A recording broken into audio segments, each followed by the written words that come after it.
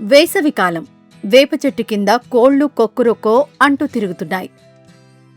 ఊరి బయట బస్సు దిగిన రాము భుజాన సంచి వేసుకుని మీసం మెలేసుకుంటూ లక్ష్మమ్మ అత్తగారింటివైపు నడుస్తున్నాడు. అతని మనసులో ఒకటే ఆలోచన, ఈ ఆదివారం ఏం వండి ఉంటుందో అత్తమ్మా అని. ఇంటి వసారా అరుగుమీద కూర్చొని ముగ్గు వేసుకుంటున్న లక్ష్మమ్మకు రాము కనిపించాడు.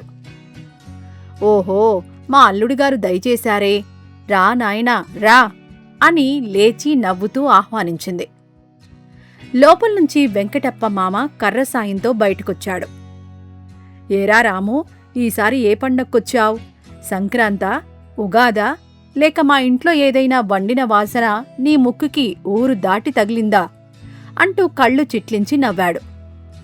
రాముకి కొంచెం సిగ్గువేసినా, ఏం లేదు మావయ్య, అత్తని చూడాలని అనిపించింది అంటూ నవ్వేసి దాటేశాడు. అంతలో వసారాలో ఆడుకుంటున్న చిట్టి పరిగెత్తుకుంటూ వచ్చి, బావా బావా, నాయనమ్మ ఈరోజు గారెలు, పులిహోర, పాయసం, కోడికూర అన్నీ చేసింది. నువ్వొచ్చావని ముందే తెలిసినట్టుంది అని కేరింతలు కొట్టింది. రాము కళ్ళు అప్పుడే మెరిశాయి. అవునా చిట్టి, భలే భలే అంటూ లోపలికి తొంగిచూశాడు. వంటగది నుంచి వస్తున్న ఆవాలు, కరివేపాకు వాసన అతని కడుపులో గంటలు మోగించింది. లక్ష్మమ్మ మనసులో నవ్వుకుంది. వీడి బుద్ధి మారలేదు, ప్రతిసారీ ఇలాగే వస్తాడు, తినేసి పార్సిల్ కూడా కట్టించుకొని పోతాడు. ఈసారి వీడికి ఒక పాఠం చెప్పాల్సిందే అనుకుంది లోలోపల. పైకి మాత్రం, పదా నాయనా, ముందు కాళ్ళు కడుక్కో, తర్వాత కూర్చుందాం అంటూ లోపలికి తీసుకువెళ్ళింది. భోజనశాలలో అరిటాకు వేసి అందులో పులిహోర, గారెలు, కోడికూర, పెరుగు, ఊరగాయ అన్నీ వడ్డించింది లక్ష్మమ్మ. మధ్యలో వేడివేడి పాయసం గిన్నెతో సహా తెచ్చిపెట్టింది.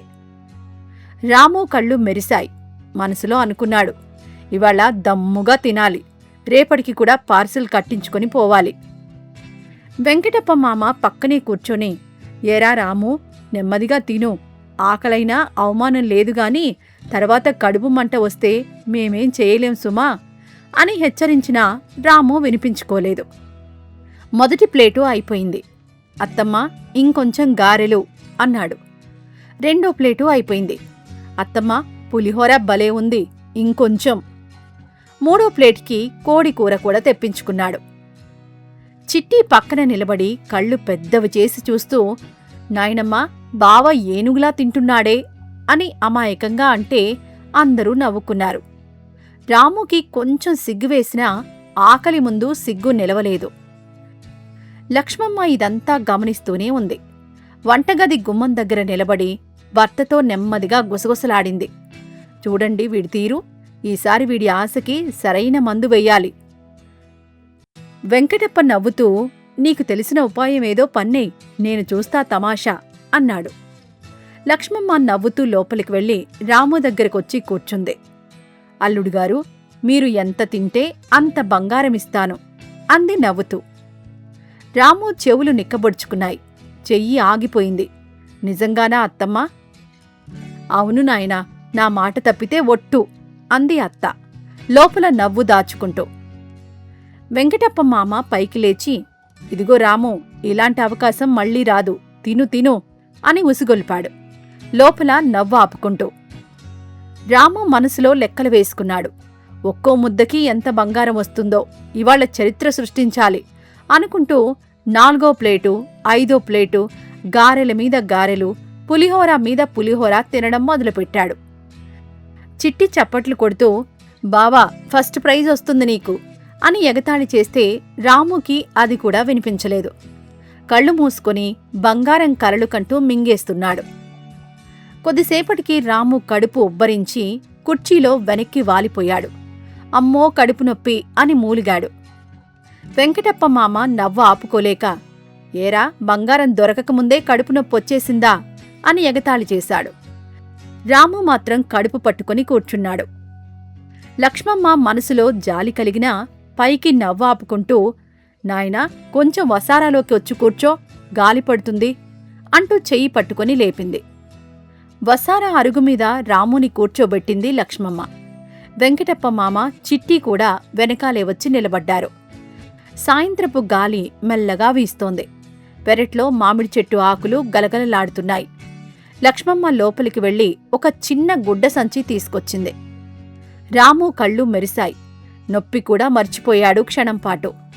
అత్తమ్మ బంగారం వచ్చేసిందా అని ఆత్రంగా అడిగాడు. అవును నాయనా, తీసుకో అంటూ సంచి అతని చేతిలో పెట్టింది. రాము వణుకుతున్న చేతులతో సంచి విప్పాడు. లోపల ఒక చిన్న అద్దం ఉంది. ఇదేంటత్తమ్మా అని అయోమయంగా చూశాడు. లక్ష్మమ్మ నవ్వుతూ ప్రేమగా అతని తల నిమురుతూ అంది, నాయనా, నీ ఆశ ఎంత పెద్దదో ఈ అద్దంలో చూసుకో.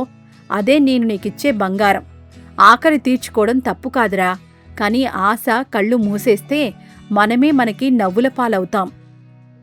వెంకటప్ప మామ దగ్గరకొచ్చి భుజం తట్టి, నేను కూడా చిన్నప్పుడు ఇలాగే ఆశపడి ఒకసారి పెళ్లివారింట్లో అరటి పండ్లు మింగలేక కడుపు చించుకున్నాను.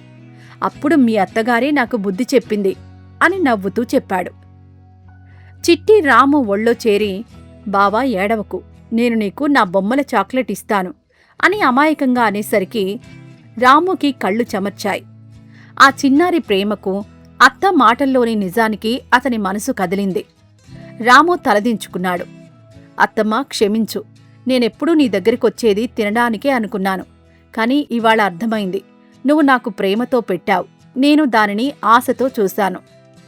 లక్ష్మమ్మ కళ్లలో నీళ్లు తిరిగాయి. అతని తలపై చేయివేసి, పిచ్చి నాయనా, నువ్వు నా బిడ్డలాంటివాడివి. ఎప్పుడైనా రా, ప్రేమతో తిను, తృప్తిగా తిను. కాని ఆశతో తినకు.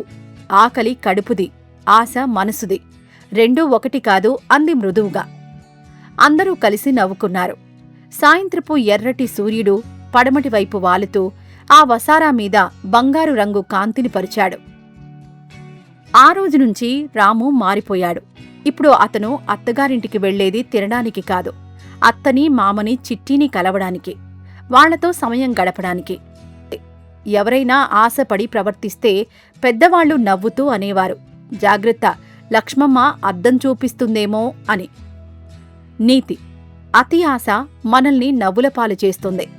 ప్రేమతో ఇచ్చిన దాన్ని ఆశతో కాకుండా తృప్తితో స్వీకరించటమే నిజమైన సంస్కారం.